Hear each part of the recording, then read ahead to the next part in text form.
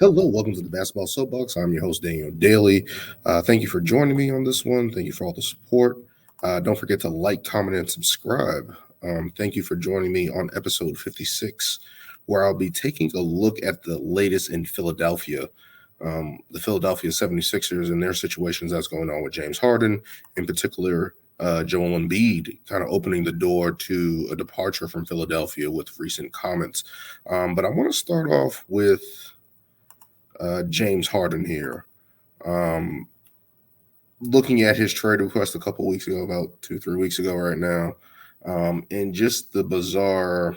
Well, from my standpoint, that's bizarre and just troubling, but not surprising behavior from James Harden, right? Like, um, first of all, let's start with him opting in. Basically, he opted in a couple weeks ago, basically stating he wants to get traded and wants to get traded to Philadelphia. In particular, basically looking at the landscape, and basically there's a number there on his contract that Philadelphia, whatever they were offering him in an extension, that he didn't like or didn't think the dollars will suffice. Looking back at what he did last year, obviously extending in on a short-term deal, taking less money, roughly $15 million less than what he could have gotten.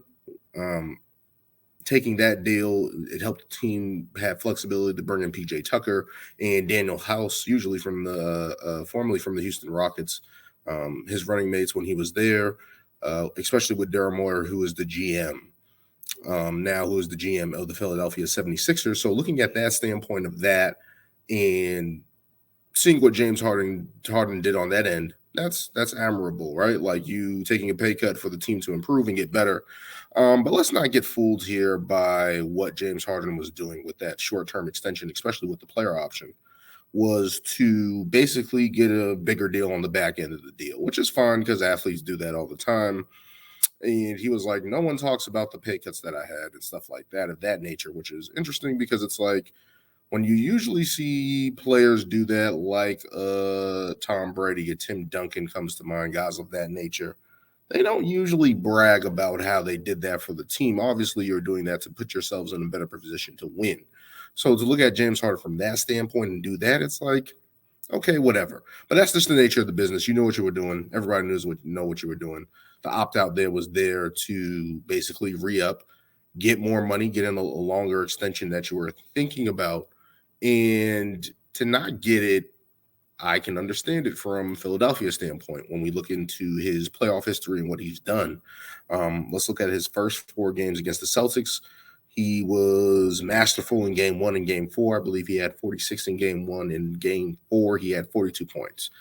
And over the first 4 games of that series, he had 28.8 points per game, 7.5 assists, 6.3 rebounds on 46% shooting from the field and 41% from 3-point range. And that's what you want to see out of Harden, right? You want to see those type of numbers where he's putting up that amount of points. That means he's dancing on the perimeter, knocking down his shots, and basically orchestrating the game, especially from the offensive side of the ball, and being productive and being creative. That's the positive version of James Harden that we see at many times, of course, during the regular season, over the course of the season in Brooklyn, over the course of the season in his time in Houston, especially where he was an MVP. Getting that type of production is what you usually expect when you bring James Harden in, what Philadelphia was expecting when they brought James Harden in. And he did that over the first 4 games with the Celtics. And then, of course, that game 1 was without Joel Embiid. Of course, he had a knee sprain, but I'll get into that later. But over the last 3 games was the James Harden that we usually hear about in Houston, wearing down over the course of the series in a high intense series, and just going into a dumpster fire of production, not being as effective or aggressive. Over the last 3 games, he averaged 13 points, 8.7 assists a game, 7 rebounds. But here's the kicker: on 31% shooting and 15% from 3-point range. And that's not what Philadelphia was expecting when they brought James Harden in. They were expecting him to be a little bit more consistent, especially being there with Joel Embiid, Tobias Harris, and basically being the number 2 punch that Ben Simmons wasn't, that they passed on Jimmy Butler for. And they were expecting to get all that out of James Harden. So now we look at this situation here where we're seeing again in the playoffs, once again, James Harden breaking down over the course of a series, not being as effective, not being as an efficient player. And it's the same old Harden story, right? That we see time and time again um, over the course of the years there. And looking at it, it's just like, if I'm Philadelphia, do I want to commit all that money to James Harden, who broke down again in the playoffs? And that's the story here. And I think people looked at the Ben Simmons trade, of course, as a win because you weren't getting any type of production there with a Ben Simmons at that point in time. None, zero, zilch, nothing. So to go from that to James Harden, obviously that's a win in the trade, even in that if it was a short time frame or whatever the case it may be. You were getting somebody who was a former MVP, multiple time All-Star, All NBA player for a player who wasn't giving you anything. That's a win in that retrospective. But over the last 3 games of the series, he turns into Ben Simmons, ironically. Not being aggressive, not shooting a good percentage from the field, being lackluster, and that's what they ultimately got. And Philadelphia is stuck in the same position that it has been for the past, 2 to 3 years now. And they just haven't been able to get over that hump there in Philadelphia. Even with the going up 3-2 against the Boston Celtics, they blow game 6 in Philly. And then in game 7, they get blown out. And James Harden didn't help the situation. And it wasn't all on him. I'm not going to say it's all on him. But when you look at his counterpart, Tyrese Maxey, over the last 3 games, close to 25 points per game and at 45% shooting. So to see James Harden just fall off a cliff again in the playoffs is just becoming the same old story for James Harden. And for him to turn around and sit there and say, hey, I want to trade out of Philadelphia. Now, maybe Philadelphia reneged on their part. I completely understand that point. It's a business. I'll get into that point as well. Like, Daryl Morey met you at the airport when you got off the private jet and you guys embraced and hugged. That's how badly he wanted to save you from your situation in Houston, which James Harden, even though he didn't handle the best, he did show up to work. It's troubling that James Harden just, again, when a situation doesn't fit his standard, that he wants out.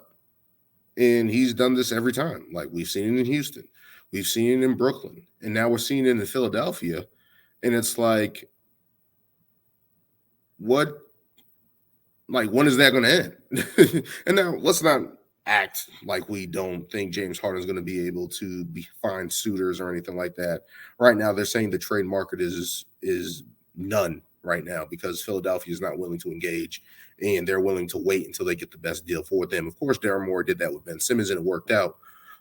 He had more years on his contract, which kind of helped the situation a little bit. James Harden here doesn't. So now you're trying to figure out here how to maneuver, how to get out of this. And James Harden did say that he said he wants to get uncomfortable, right? Like, he's been comfortable for too long. Now it's time to get uncomfortable. And it's like, what are you talking about? Uncomfortable should have been the low shooting percentage in the playoffs, the poor performances in the playoffs. Like, that should be uncomfortable, playing like that, looking at James Harden. So now we're looking at the history of your play. We're looking at you getting older. I believe he's 33, going on 34. Let me check that real quick.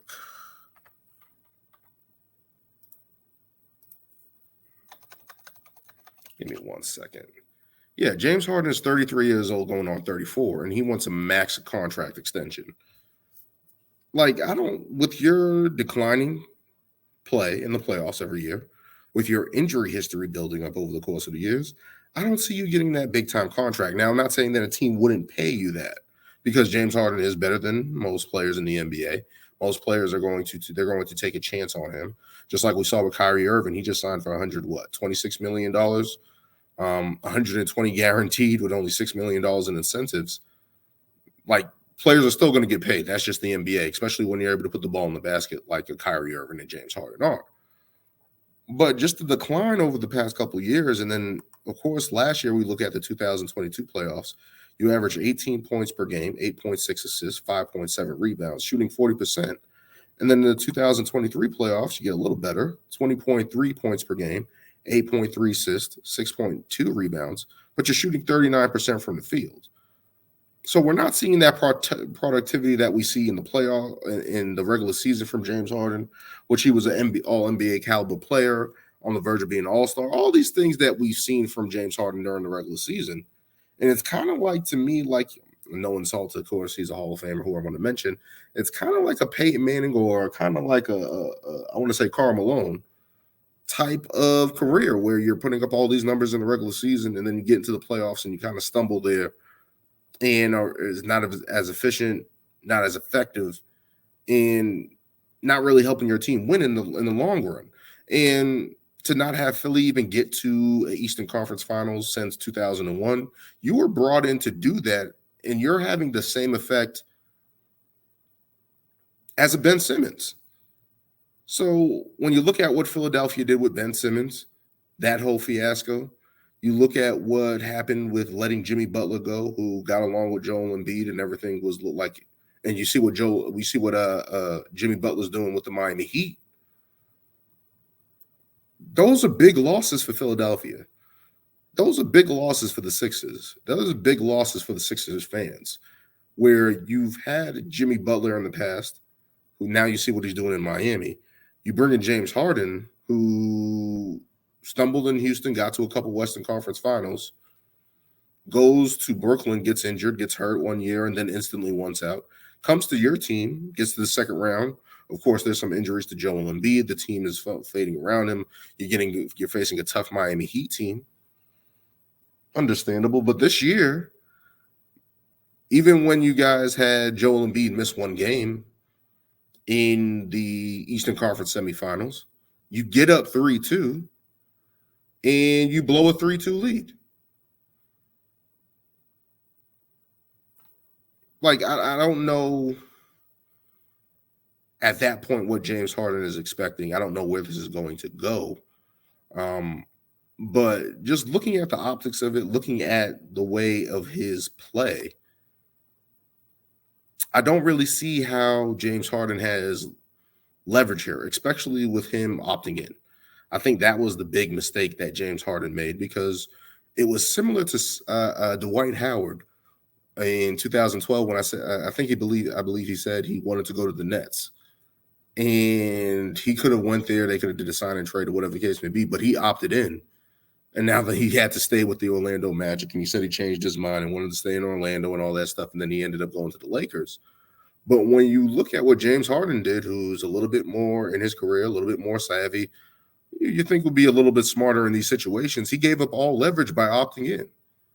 And he instantly thought, oh, I'm just going to get traded to the Clippers. And maybe that will happen eventually. But when you opted in, you gave up all your leverage. They don't have to trade you. They can figure out what to do. Teams can hold off, wait it out. You're going to be older. You're not going to get the big time extension that you wanted. But him opting in, you gave up all your leverage.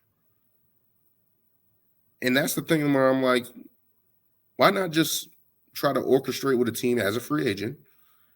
And then if you couldn't get the contract you wanted, you go back to Philly and say, hey, this deal's on the table for me. You guys can get something, or I can walk and take a smaller deal and then extend. That probably would have been the better situation for him, and he didn't do that. And maybe that was a trust factor with Daryl Morey, where he's like, hey, these guys are going to trade me. Or now it's in that mode where, hey, I'm going to be as disruptive as I can be, just like I was in Houston, and end up getting out. And it's just puzzling for Philadelphia because they're always so close. And right now they're close. And it's just troubling that they can't seem to get out of their own way. They put all their pennies in their basket, especially going after James Harden, giving up picks. And now you're in that same situation where you're going to either have to potentially trade him, bring him back, try to work that out and bring him back. And it's interesting to see how that's going to go. Most definitely interesting to see how that's going to go. But I just think it's crazy that he opted in. I think that was the big mistake that he made in opting in. And it's like, you didn't need to do that. And I feel like that kind of fucked up his angle of trying to leave Philadelphia a lot more easier than expected. Can this be repaired potentially? Him and Daryl Morey have a relationship there. Maybe it's burned, maybe it's not. We'll see what happens there. But let me get into